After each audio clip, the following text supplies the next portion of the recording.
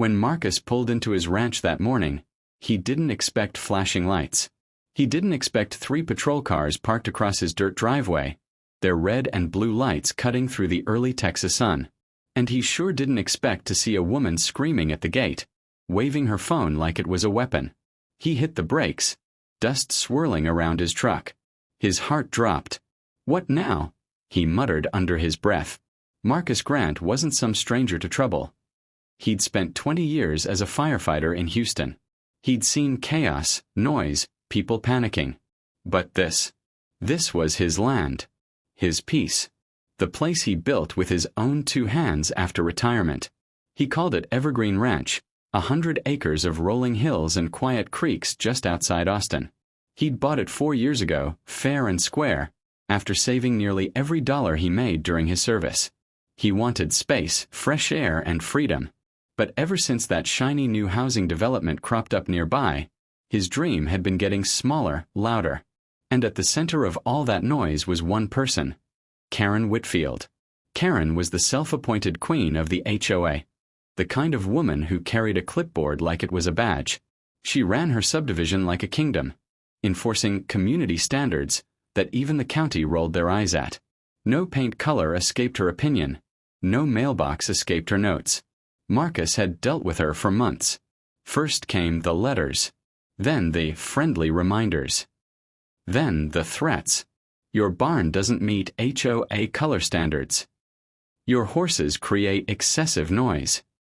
Your fencing style violates community appearance rules. Except Marcus wasn't in her community. His land wasn't part of her HOA. Never had been. But Karen didn't like boundaries. Not physical, not legal. A week earlier, her son, Chase, had been caught tearing through Marcus's pasture on a dirt bike. Nearly spooked one of the horses into a fence. Marcus handled it calmly, asked him to leave, called the sheriff when he refused. And now, it seemed Karen was back for revenge. He stepped out of his truck, boots crunching against the gravel, and stared at the line of squad cars. Karen was shouting at the officers, red-faced and trembling. "That man's trespassing. He doesn't belong here." Marcus took a breath, steady and calm. "Morning, officers," he said, voice even. "Can someone explain why there's police at my gate?" Karen's voice cut through the air like broken glass. "That man's stealing. He's squatting on property that belongs to our community. My son deserves this land. Not him." Her tone was sharp, full of that fake confidence people use when they're scared of being wrong. Marcus stayed still beside his truck, his hands open, calm. "Officers," he said quietly, "this is my property. I've lived here for 4 years. Got the deed, the tax papers, everything." The young deputy, Daniels, shifted uneasily. He looked caught between duty and disbelief. "Sir, we got a call from Ms. Whitfield saying this land's under the HOA, that you were occupying property that isn't yours." Karen jumped in before Marcus could answer. "Not under the HOA, part of it. That land used to belong to the Johnson estate before the association acquired the rights. My son," she jabbed a finger toward Chase, who leaned against her SUV, "was supposed to inherit it. Until he came along." Marcus's jaw tightened. He glanced toward the boy, maybe 20, arms crossed, smirking like this was all some joke. "Ma'am," Marcus said slowly, "your son trespassed on my property last week. He drove through my pasture, scared my horses, and ignored 3 warnings. The sheriff came out here himself." Karen's eyes flared. "You humiliated my boy. You think you can treat us like criminals because you bought a little land." Her voice cracked into something uglier, something colder. "You people come in, think you can just change the neighborhood, ruin the view." The air went still. Even the officers froze. Marcus's heartbeat thudded in his ears. He didn't raise his voice. He didn't need to. "Karen," he said evenly, "you crossed a line." Deputy Daniels took a cautious step forward. "Ma'am, please. Let's keep this civil." But Karen wasn't listening. She stormed closer, pointing at the barns behind Marcus. "See that? He's building without HOA approval. He's tearing down trees, bringing in strangers, This whole place is becoming unsafe. Marcus almost laughed, disbelief washing over him. Unsafe. You've been watching me from across the road for months. The officers exchanged uneasy looks, and for the first time Marcus realized this wasn't about land. It was about control, and Karen wasn't going to back down until someone stopped her. By the time Sheriff Holt's truck rolled up the dusty road, the whole scene looked like a circus. Neighbors stood on porches. A few had their phones out, whispering. Karen paced like she was directing a protest, her voice echoing across the open field. The sheriff stepped out, calm as ever, hat pulled low over his gray hair. He'd known Marcus for years, even helped him clear the old barn when he first moved in. "All right," Holt said, hands resting on his belt. "Someone want to tell me why I got 3 units sitting on a man's driveway?" Karen pounced. "Sheriff, thank God you're here. This man is squatting on property that rightfully belongs to our community. My son's inheritance has been stolen." She turned dramatically toward Marcus. "He's been harassing us, building without permits, refusing HOA inspections. He's dangerous." The sheriff didn't move. He just looked at her. Then at Marcus. "Karen," he said, voice steady. "Marcus's property isn't under your HO. You and I both know that. The county lines are clear." Karen blinked, thrown off by his calm tone. "No, that can't be right. The HOA's expansion included." Holt cut her off. "You tried that expansion. County denied it. 3 years ago." Her face twisted, desperate now. "But he's lying. Look at his truck, the barn equipment, the men working over there." Marcus sighed, stepping forward, holding out a thick envelope. "Here's my deed, Sheriff. And my building permits. Everything's filed, stamped, legal." The sheriff flipped through the papers slowly, then turned to Karen. "Looks pretty official to me." Karen's voice started to shake. "You're protecting him. You all are. My son deserves this land. My husband promised it." Behind her, Chase shifted uncomfortably. He didn't look so sure anymore.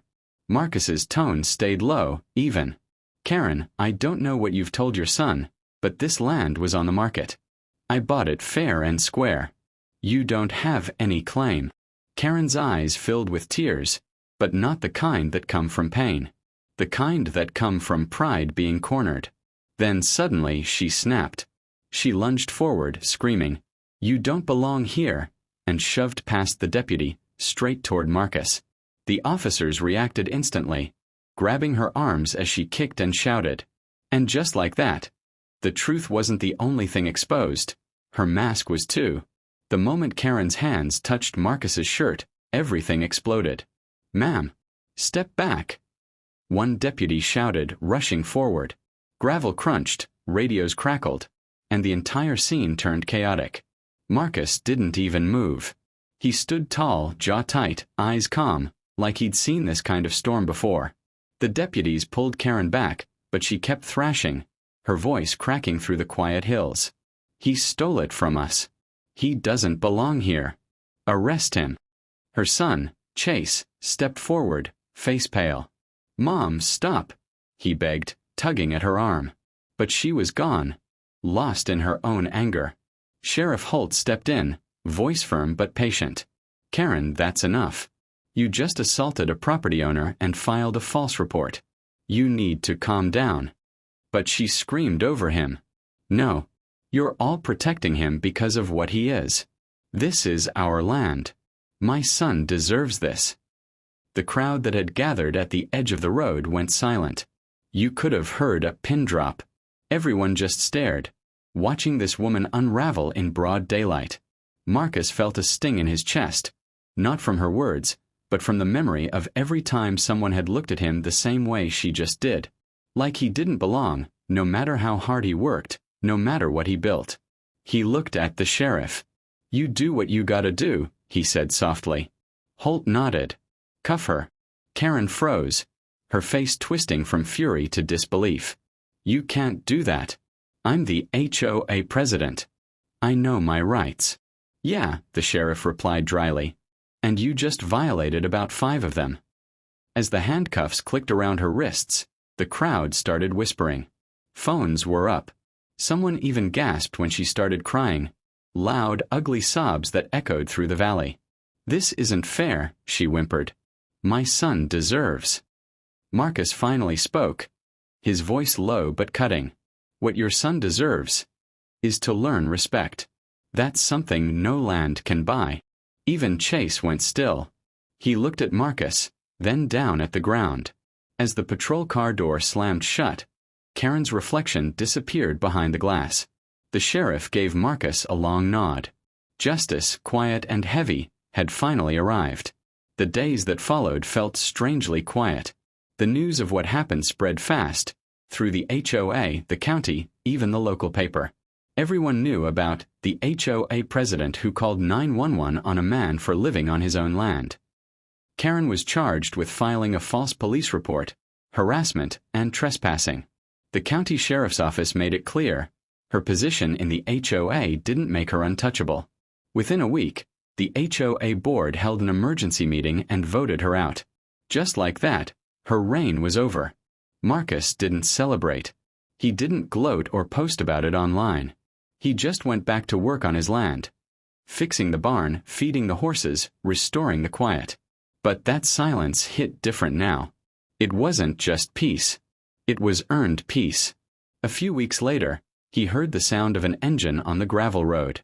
When he stepped outside, Chase was there, standing by the gate, hat in hand, nervous. "Mr. Grant," he said quietly, "I came to apologize. For all of it. My mom, she ain't been herself since my dad passed.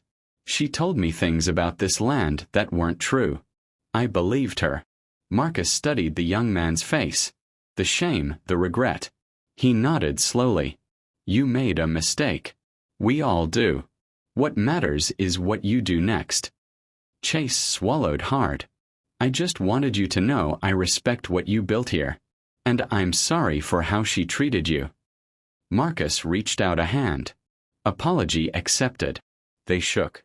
It was simple but heavy, like a small piece of healing. In the months that followed, things changed around the neighborhood. People started waving when they passed his gate. Some stopped by to buy eggs or hay. Even the new HOA president sent him a letter, apologizing for how things were handled and promising the association would respect property lines and private rights moving forward. One evening, as the sun dipped behind the hills, Marcus leaned against his fence, the golden light stretching across the fields he'd fought for. He smiled, breathing in the calm. "This," he murmured, "was worth it. Because in the end, home isn't just where you live. It's what you protect." If this story moved you, share it. Because no one should have to fight this hard just to be left in peace. What would you have done in Marcus's place? Tell me in the comments, and subscribe for more real stories, because truth always finds its way out.